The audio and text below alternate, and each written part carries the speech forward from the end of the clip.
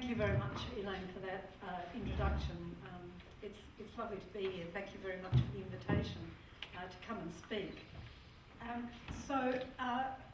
What I want to do today is to, in a way to sort of canvass again, because, well, let me tell you the story of what happened. I was, when I was the head of the Theological College, I came up to Sydney for a law lecture, and a group of women from Sydney said, why don't you write something on women in the New Testament? And I said, because it's been, is that better? Because it's been done before. And they said, yeah, I think we need it again.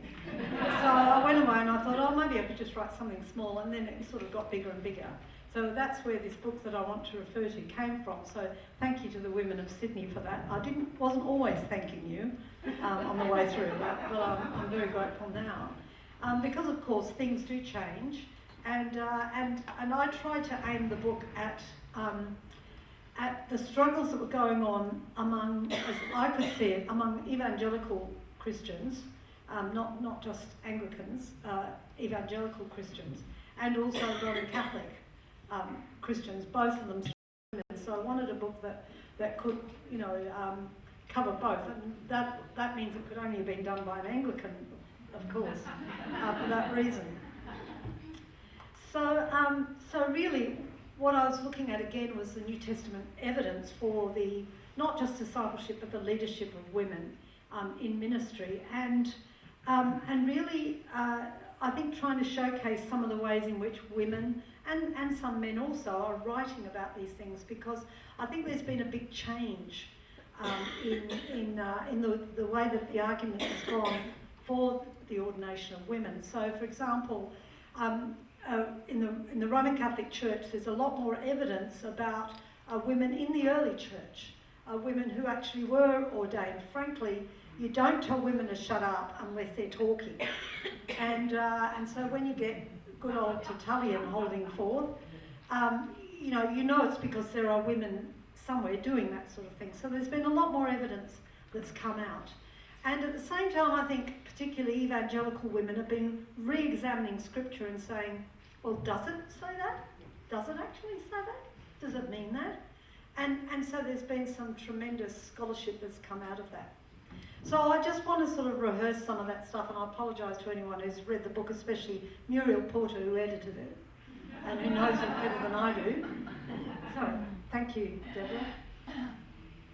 So starting with the New Testament evidence, talking of Muriel Porter, she actually wrote an essay recently in a book that she and I are together editing on the Gospel of John, and points out that, in the debates about women's ordination, it was very much in response to the passages identified by the men who were opposing it. So it was a kind of a reactive kind of way of looking at it. But Muriel, in her article, argues that we really need to start with the Gospels, and that's where we need to be proactive. We need to be setting the agenda, not just reacting to the certain biblical passages that sorry about the they and us language, but them and us language, but the agenda that they're setting is not necessarily our agenda, and I thought that was a really good point. So it seemed to me important, therefore, to begin with the actual presence of women in the Gospels, even though the Gospels are not the earliest New Testament writings. Yet they're deliberately put at the front of the canon of the New Testament, and so we find women at the incarnation, obviously, in the ministry of Jesus, at his death, his resurrection, and Pentecost. There are prominent women who are present at all of those moments of Jesus' life and death, and I think it's summed up best. In the Synoptic Gospels, there's an explicit reference to women following Jesus from Galilee. And if you look at Luke chapter 8, verses 1 to 3, you find actually a group, there's two groups. Luke loves pairing, doesn't he? He likes to have a story about a man and then a story about a woman. And what his pairing that he does there in Luke 8 is to say that there were two special groups. Now, there are heaps of people who follow Jesus. We know at one point that he sends out 70 on mission. So there are people coming and going. It's a big crowd. The Hollywood picture of the Jesus at the front, followed, by 12 men, nobody talking to anybody, or occasionally in one movie, Mary Magdalene shoved at the end of that line of 12 men, is really, I don't know where they get it from, but they certainly don't get it from the Gospels. So Luke mentions two groups. One is the 12, who have symbolic importance for Luke, so much so they have to be reconstituted at the beginning of Acts. And then you have the holy women. And how have they come to faith? Well, they've come to faith through healing, experiences of healing. In other words, through personal experience, where they've been really touched by Jesus' message and his power to heal. And Luke tells us that there are many of these Galilean women, and they include three named ones. One is Mary Magdalene, and I take Mary Magdalene to be Mary the Tower, rather than from Magdala. I think there's not enough evidence that there was any place called Magdala in this period, and that in fact Magdalene is probably a nickname. In fact, Luke says Mary, the one called by whom? Jesus. By Jesus. The one called Magdalene by Jesus, just like Jesus calls Peter Cephas the rock, Simon, he calls him the rock, and the two sons of Zebedee are called Boanerges, sons of thunder. Jesus liked nicknames, and he's not the only one. There's some nicknames in the early church as well. But we now think these days that Mary Magdalene is in fact a nickname given to her. And then there's Joanna, who seems to be associated with the royal court, the Herodian court, which just blows your mind when you think about these Galilean peasants with somebody wandering in with, a nice silk frock on, and you can imagine how that went down. It would have been a challenge for her and for them. And then Susanna, about whom we know nothing or very little. So these three women, but they're part of a larger crowd. So you have the 12, the holy men, and I won't say any more about that. And then you've got the holy women alongside. And Luke makes that quite explicit in his gospel. It's there in Mark and Matthew, but they don't mention them until the end. John has a very different strategy on these things.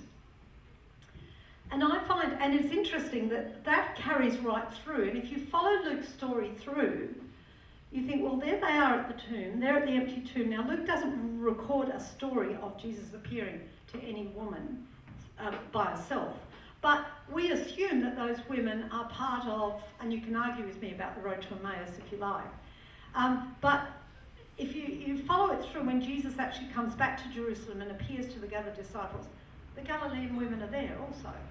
The problem is, and this is one thing that became really prominent for me, a prominent insight for me writing the book, was that unless women are actually named, we assume they're not there. But in fact, the opposite is the case. We should begin with the assumption that there are women there, unless we're told that they're not.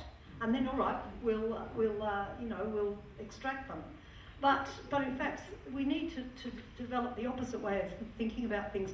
So much so that when we get to Pentecost, and we've got the 12 reconstituted for symbolic reasons, and then we've got the church gathered at prayer, waiting for the promise from on high, the promise of the Holy Spirit.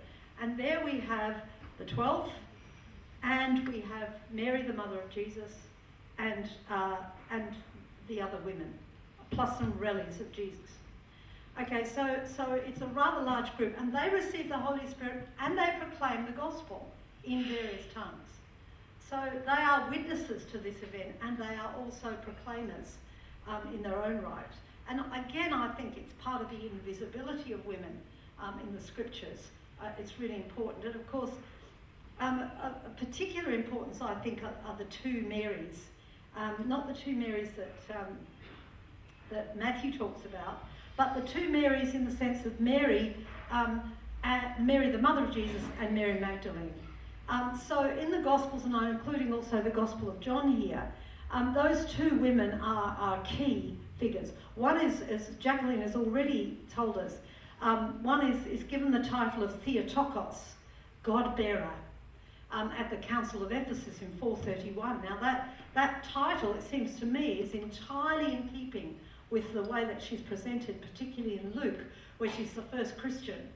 at the Annunciation, and she shows an extraordinary faith, even though she's probably, by our standards, a child. And then, of course, she's present at the birth of the church. In John's Gospel, she's present at the beginning and the end of Jesus' ministry.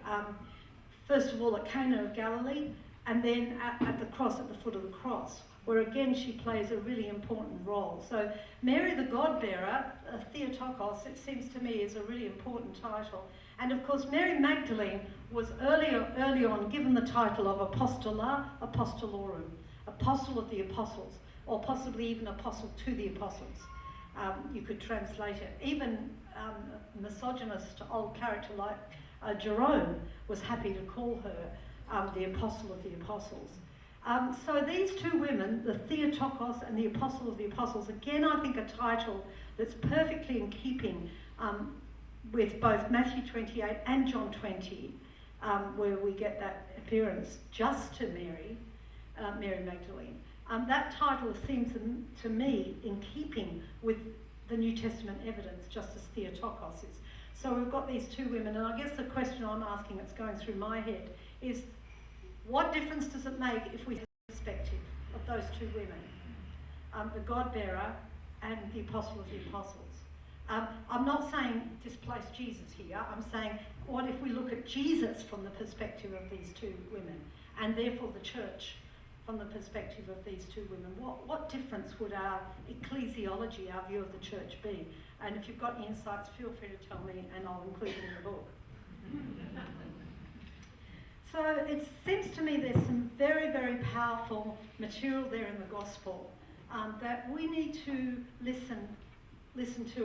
When I was writing the book, especially in lockdown, wandering around the streets by myself with a mask on, I thought how wonderful to be part of that crowd of Galilean women. You know, I just sort of felt I could identify with them, that I belonged to them, and that's really important for us.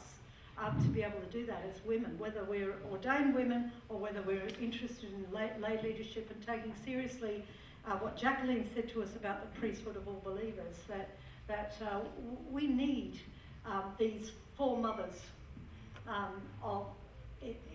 for us. And we believe, also Protestant or Catholic, we believe that they are praying for us. And we believe that they're there supporting us even today in what we're doing now. So it seems to me really quite important. Thank you, Deborah. Oh, you've done it. God, she's good. Paul, of course, is the bugbear, and I still get people in my class who say, oh yeah, Paul, that old misogynist. Well, there are misogynists in the church, as we all know. But Paul, I think, is not one of them. And I think we do Paul a disservice if we write him off too quickly. I think he's got incredibly profound theology. And if we want to get some sense of Paul, I think reading Romans 16 is not a bad thing to do. And I'll come to those women in a moment. But let me just say that I think these points have been well rehearsed, but that Paul's understanding in Galatians 3, an epistle where he never mentions a woman at all except for Sarah and Hagar, and he's using them as a kind of allegory. In Galatians, Paul speaks in an extraordinary statement, what we think now is probably part of a baptismal liturgy, in which he talks about no slave or free, no Jew or Greek, no male and female. Notice he doesn't say or, he says and, because he's reflecting back to Genesis 1. God created them in God's own image, male and female, God created them. So we have this extraordinary statement that there's a new Christic identity, if you can use that word, that we have a new identity of Christ in the risen Christ, which transcends those things that otherwise divide us. So we can no longer discriminate against people on the basis of their race or their class or their gender or any other form of differentiation that we make. We are no longer entitled to do that because in Christ they have taken on a new identity. And that new identity guarantees what we would say today is equality. I don't suppose Paul would have used language like that, but guarantees their equality. And so we do know that in the early church, there was situations where even slaves could actually be leaders in the church. And certainly situations in which women could be. So that's very much connected to baptism, Paul's understanding of baptism and the new identity it brings about. But I think it's clear from 1 Corinthians, and 1 Corinthians is a wonderful text, but also a very difficult text to read. 1 Corinthians 11, which, let's face it, is not Paul at his best. This is probably a day where he got up late, he had too much wine, red wine the night before, and so in the end he says, oh, well, if you don't agree, that's the way we've always done it. So he gets himself muddled, and I know it's a difficult passage, but what we have to do when we read that passage, where he gets himself, I think, muddled between the old age and the new age, and how we live in the light of the new, given the reality of the old, the sort of eschatology that Jacqueline was talking about in her talk. Paul's getting himself a little confused, but what we need to grab from it and hold on to really tightly is that Paul sees no problem with women preaching, prophesying, praying in the assembly. No problem. And prophecy for Paul, is the kind of the greatest of the gifts in some ways. What am I doing wrong? The sound just seemed to drop off. The sound Hello? So Paul really sees that women can exercise the greatest of ministries in the church. So I think we have to hold on to that, and in some of the difficulties of his interpretation there. So he recognises women's authority to pray, to prophesy, to speak up in the church. Okay, and in a minute I'll talk about what about the passages that seem to say the opposite. Moving on to the next slide, although the pictures from really relate to both, and that is that list of women in Romans 16, and in fact the women that occur in the Pauline corpus. Now Beverly Gavento, I'm a bit of a fan of hers. She's a North American New Testament scholar, and Pauline scholar actually.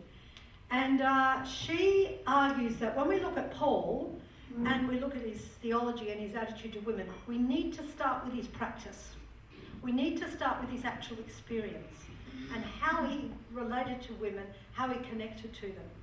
And nothing better than Romans 16. So if you think about the commendation, I mean, this is, the Reformation would have said this is the greatest text in the New Testament, which is rubbish, of course, because we all know the Gospel of John is, but it is a great text. It is an absolutely key and a great text. It's Paul not being immediately contextual as in his other epistles, but actually trying to give an overview of his own ministry to get the support of a church that he has not founded and that he does not know, although he knows many of the individuals. So Phoebe then is a very important character from Corinth who takes this letter, and I would argue explains it. Beverly Gavento also takes that view. Secondly, there's Priscilla, or Prisca, as Paul likes to call her. She is mentioned in Romans 16, 1 Corinthians 16 and 2 Timothy 4. She with her husband Aquila, and notes that she also appears in Acts. And almost every time, except the first time, Luke says Aquila with his wife Priscilla, but thereafter it's always Priscilla first. Now, Paul Aguda says maybe she's of a higher class, it could be, but it would still be unusual, I think, even a higher class, for her name to come before her husband's. Why is her name mentioned first? Because she's the more prominent of the two, and the more prominent as a leader. And we know from Acts that she is the teacher of Apollos, who comes, with all these glorious gifts. I always think of Apollos as a bit of a show-off, but that's perhaps not entirely fair. But Priscilla and Aquila take him aside and actually teach him. So we're dealing with someone who is, in fact, a theologian and is recognised as such by Paul, and who's actually very close to him. And then thirdly, and controversially, Junia. There's now almost no debate over this question. That doesn't mean there isn't any. There is some in Sydney. About whether this Junia is a man or a woman. Okay, so the name Junias, which would be a masculine in Latin, in fact is as far as I know, never found, or rarely found. Whereas Junia is almost as common as Julia. So we might assume that this is a woman. But of course, if we think women can't be apostles, then we're going to say she's not a woman. Some people have, so what Paul says is eminent, prominent among the apostles. Not just an apostle, but a pretty damn good one. Okay, she's one of the better ones. And it's interesting that an argument I read a little while ago by an evangelical, whose name I thankfully have forgotten, said that it means she's prominent to the apostles. Like they really like, but in fact that's not what the Greek says at all. That really is pushing things very, very far. It's pretty desperate.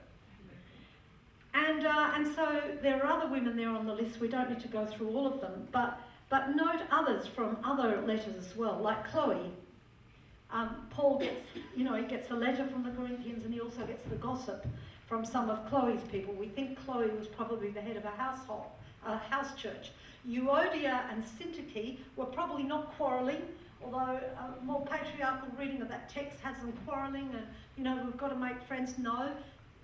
Paul is asking them to be on the same page to fight the issues that need to be fought, to make sure that they're working together. Why? Because they're most likely leaders in the church. Nympha is another one. Aphia, we talk about the letter to Philemon, but in fact it's not just to Philemon, it's to 3 people, and one of them is Aphia. Claudia, whom I like to think may have been a British aristocrat, she may have been, we certainly know of a Claudia of that name, and then of course Lois and Eunice, etc.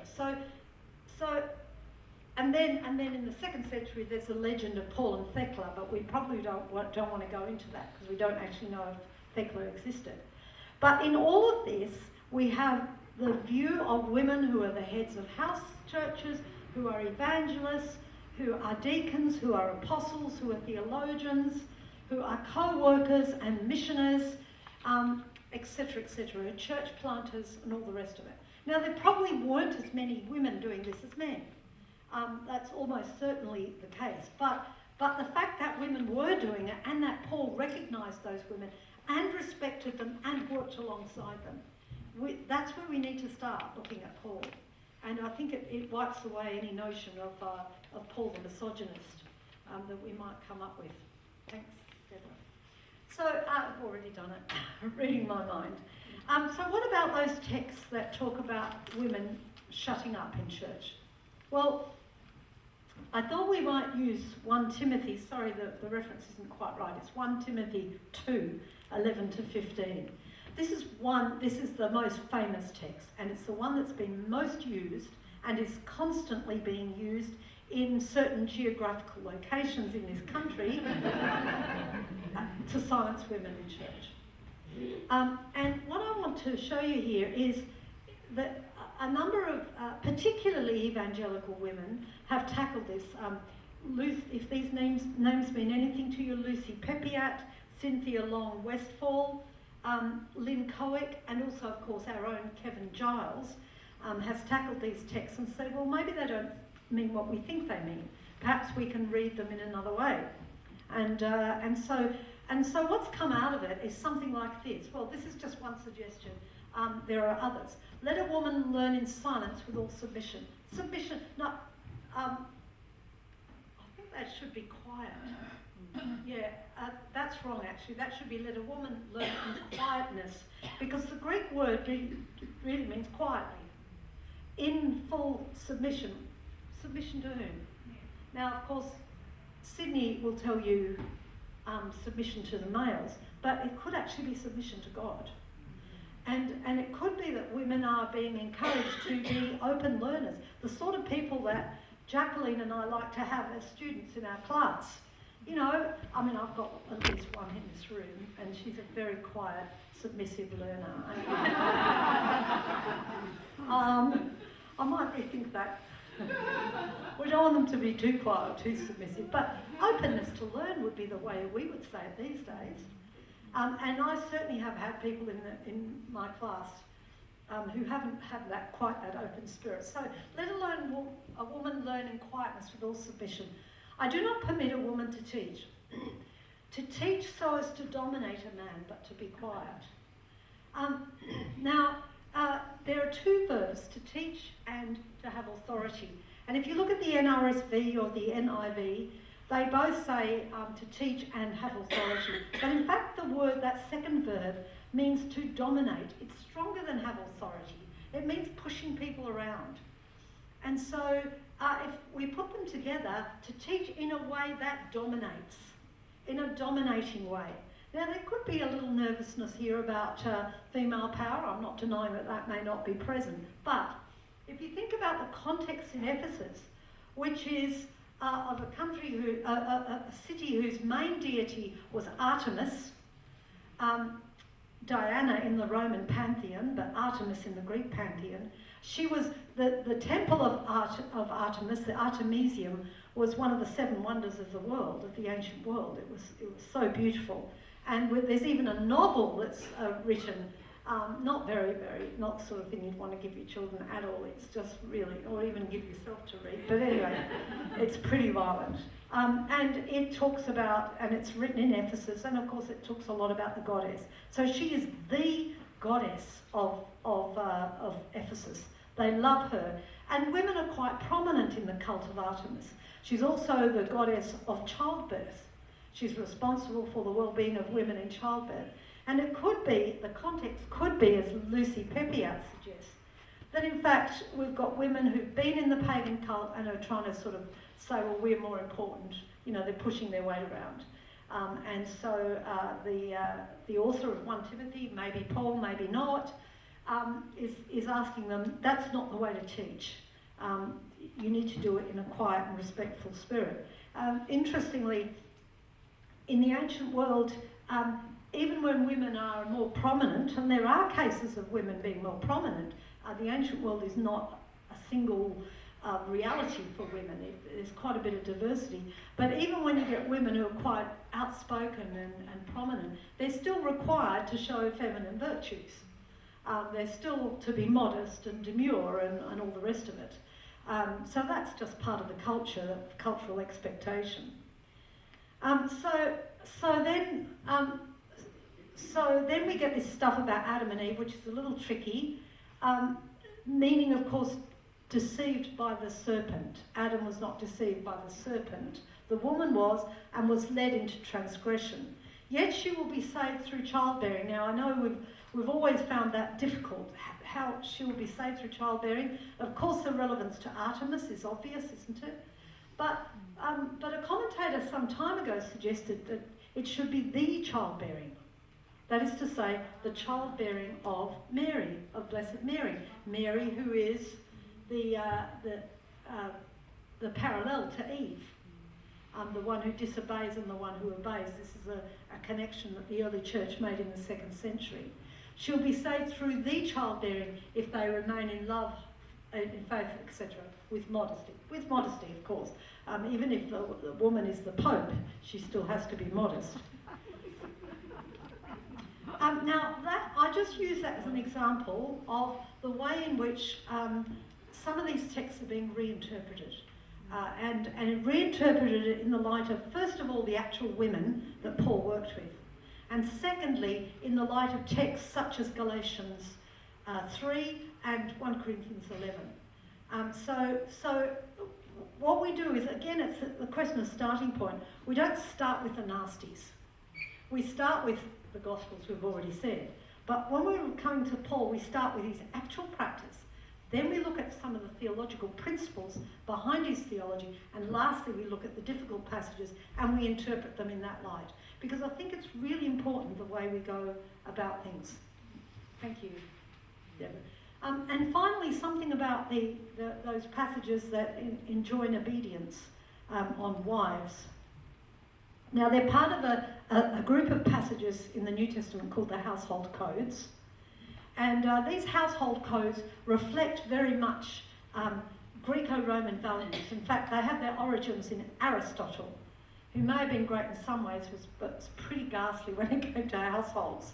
The household and the structure of the household and the strict hierarchy he has. So he has a strict hierarchy where males, free males, have got the capacity to reason beyond anybody else.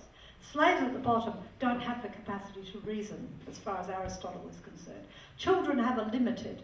Women have some, but not that much. So you get this hierarchy of free male, female, and then children and then slaves right at the bottom, who have no capacity for reason. And Aristotle thinks that there are duties that each member of the household has in relation to another.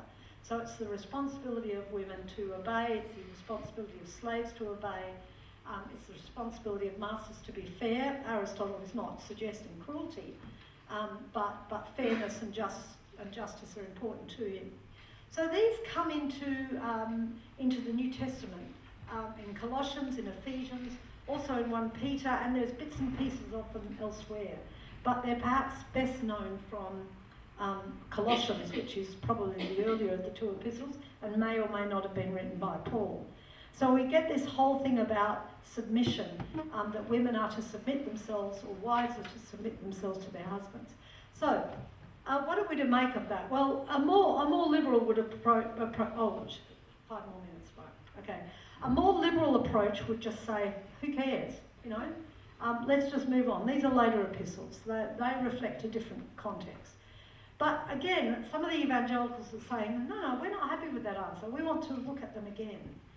And what some of them have been saying, including Kevin Giles and a number of biblical scholars as well, have argued is that in the ancient world, this makes sense. I mean, for a start, the household codes are radicalised. Love is put at the heart of them in a way that doesn't happen with Aristotle. And furthermore, and there's none of this, you know, slaves don't have the capacity to reason. So they're radicalised. But at the same time, when you think about a 13-year-old girl marrying a 30-year-old man, he's got, if there's any education to be had, he's got it. If there's any public experience of life outside the home, he's got it. It would make sense that leadership in the home should fall to the man. And as a matter of fact, in the ancient world, it would fall to the most senior man. The most senior man could be the grandfather. And there's no sense, of course, that these patriarchal figures have the power of life and death, as they did in ancient Rome. So it's a radicalising it, but it also makes sense in its context, especially when Christians are trying to show that they're good citizens, that they are good citizens because they know they're here to stay, that Christ is not going to come is around the corner, we're here to stay. And so they make sense, but as F.F. Bruce points out as an evangelical scholar, and he's not alone in this, they make no sense today. There's not necessarily an age gap between wives and husbands. There's not necessarily an education gap. In fact, I know households where it's the opposite, like my daughter who's got a doctorate and her husband doesn't. She doesn't, in my opinion, use that enough, but that's not important. But today, it makes no sense. And that, I think, brings me to, and this is the last point I'll make, sorry, Elaine. You can, yeah, can you put the next, yeah, oh, good, thank you. So, it seems to me that whatever we say, we need to take seriously our capacity to reason, our experience. I think both of those are much the same thing. And the fact is, if wives have to obey their husbands today, and it's still relevant for today, why? I've asked hardline evangelicals this question, including on the Doctrine Commission, and I don't get an answer. I don't get an answer. I'm serious. So if there's silence, I'm always happy to talk. So I just say, well, that would be because women don't have the same capacity for leadership as men. Well, they don't want to say that, but that's what they really think. So therefore, they should not encouraging their wives, in at least one case of a member of the Doctrine Commission, to be a lawyer. Women should not be leading anywhere. That is just logical. I'm sorry, it's basic logic, and it could be that women are better at logic than men. How would I know? So it seems to me we need to take some of these issues seriously. I'm going to finish now. It's important that we stop reading selectively, that we need to understand the context out of which the New Testament comes. We need to take seriously Paul's practice and the practice of the early Christian church, And we need to stop sidelining the Gospels in the way that they present women as both disciples and leaders.